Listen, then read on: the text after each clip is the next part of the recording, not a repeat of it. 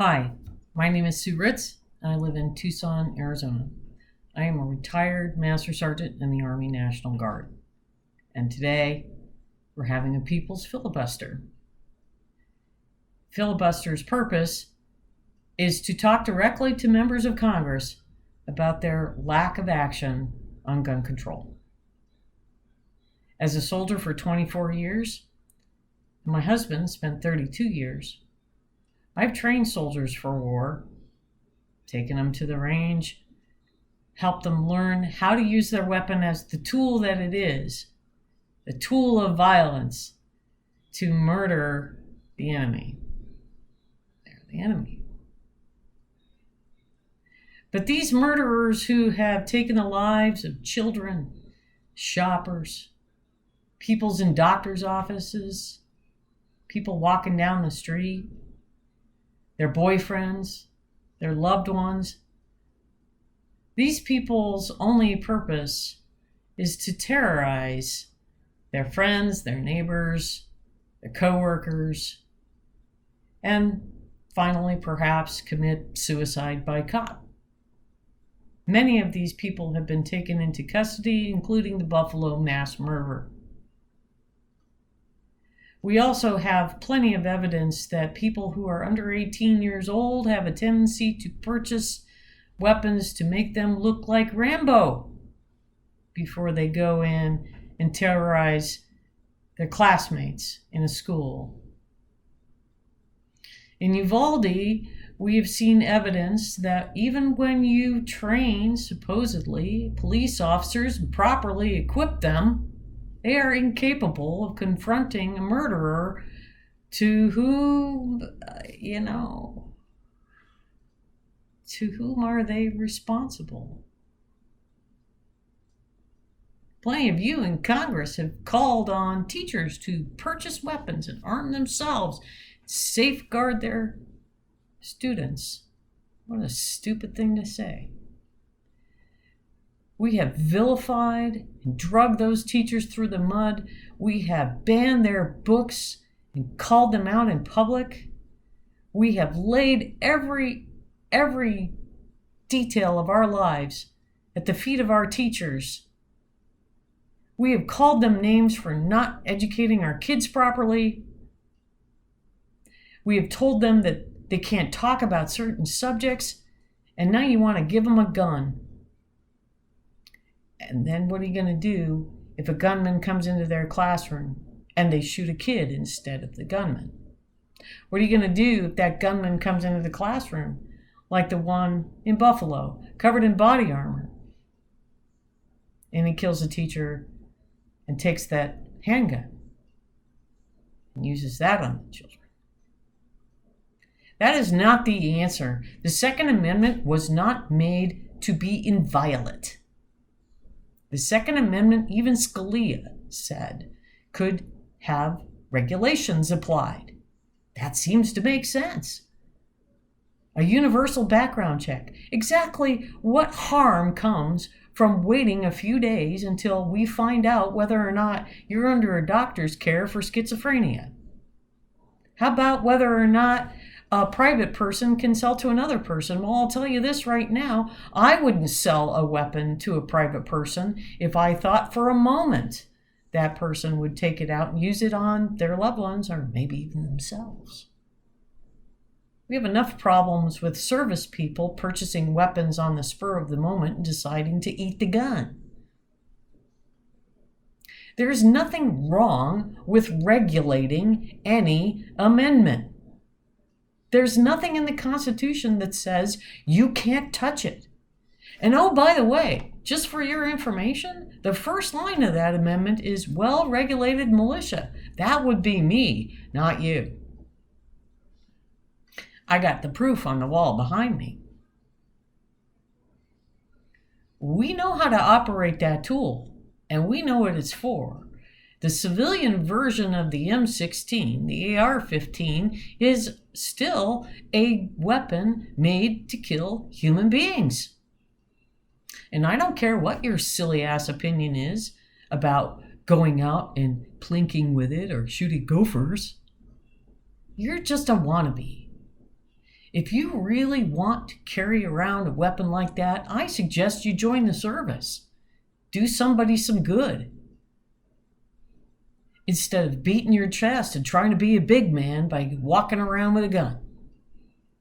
I've walked around in war zones with a gun. Let me tell you something, it's not comfortable, and I don't want to do it again. I think most soldiers agree with me. I've seen the faces of first sergeants and senior NCOs who've lost their soldiers in a war zone. I don't want to go see the faces of the parents who've lost their children in a school. I never want to have to hear about a doctor who was murdered by one of his patients. Remember, we used to make jokes about going postal. It's not funny. People walking into their workplaces and killing their boss. There are 400 million guns in America today and 325 million citizens. 10 years ago, there were 300 million guns.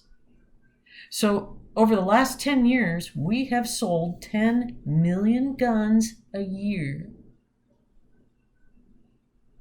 Every year. And what has that gotten us? The best armed and equipped mass murderers on the planet. Congress has made sure of it. Congress has supported the rights of the gun and the rights of the murderer since Columbine. The Congress has not implemented any significant laws to regulate the ownership of weapons that have only one purpose, and that's to end life. That's the purpose. We hear a lot of nonsense about good guys with guns. Tell that to the family of Aaron Salter Jr., the good guy with the gun and the training, the retired police officer who defended his neighbors at that grocery store in Buffalo against a gunman armed with an M16 and covered in body armor. Officer Salter struck that gunman at least once. He's still dead. Ask about arming the entire country, because it is. Ask those parishioners in the Taiwanese church in Southern California. The gunman comes in, kills one of them, and how was he stopped? He was stopped by a parishioner with a chair. Not a gun, a chair. This good guy with a gun thing is nonsense. This idea of arming teachers is equally nonsensical. You cannot arm a teacher and then walk away and say, oh, everything is hunky-dunky. No, you spent 24 years training soldiers to kill people. You don't put a few rounds down range and suddenly you've become an SF trooper. It doesn't work that way. That gunman has every single advantage any enemy could possibly have. They have pre-planning, they have chosen the target, they have chosen the time, they have violence, and they have anger, and they have hatred on their side. Those teachers, they are taken by surprise.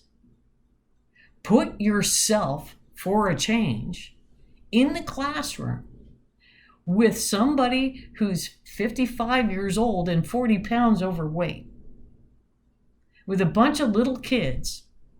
When a gunman enters that room, fully loaded, full of hate, starting to shoot children, ask yourself if you would be capable of reacting in a way that would take out the gunman and not one of the screaming, terrified children. If you were honest with yourself, you would say, well, that's ridiculous. Of course, that is ridiculous. It is dumb, dumb, dumb. I don't want to live in the Wild West. I don't want to live where the murder rate is 20 per 100,000. I don't want to live in a country where I can't walk into a grocery store with full knowledge that I'm perfectly safe from some idiot who thinks they're Rambo and has decided since their girlfriend broke up with them that they're going to take a few people out before they take themselves out. I don't want to live in that country. I want to live in a country where the politicians work for us, not corporations, not the NRA, not the woke mob. I'm talking to you, Republicans. You call people like me who think that we should actually, have some honor and integrity in politics. You call people like me snowflakes. I'll tell you what, you come to my house, you see how much I melt in front of you. I guarantee you that'll be an eye-opener. No, the woke mob, the one that went out to Shay Moss's grandmother's house and terrorized her. The one that went to Speaker of the Arizona Legislature, Rusty Bowers, with video vans calling him a pedophile. That woke mob. The one that thinks it can put on my uniform and hang a gun off themselves. The ones that want to stand in front of the state houses and terrorize the average citizen because they've got rights. What about our rights? I want some gun laws that make sense. I want people to be able to go to the grocery store or the school or the church or their doctor's office without fear. I want you to do your damn job. There is nothing wrong with a red flag law. My father was an absolutely horrific alcoholic who owned lots of guns and was totally in love with them, just like a lot of these bozos are. Those guns should have been taken away from him. He terrorized us for 18 years of my life. There was no reason for that. That could have changed. There's plenty of people out there just like him. They don't need to own a gun. People under a doctor's care who have serious mental illnesses, they don't need to own guns. Felons can't own a gun.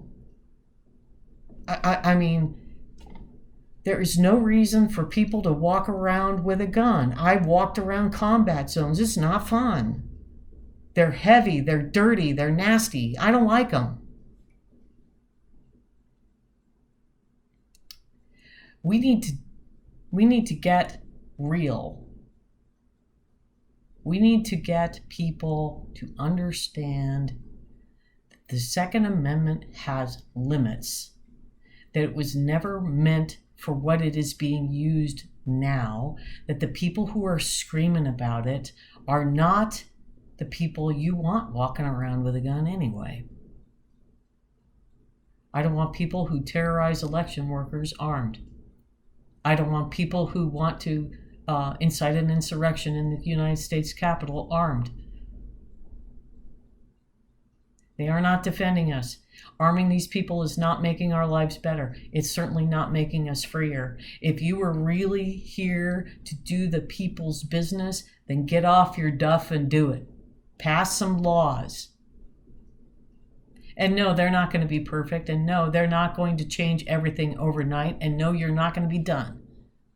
But you got to start somewhere. You've been dragging your heels since Columbine. That's been over 20 years. I'm done. I'm tired of talking to you people. Do your job. This is Master Sergeant Ritz. Do your job.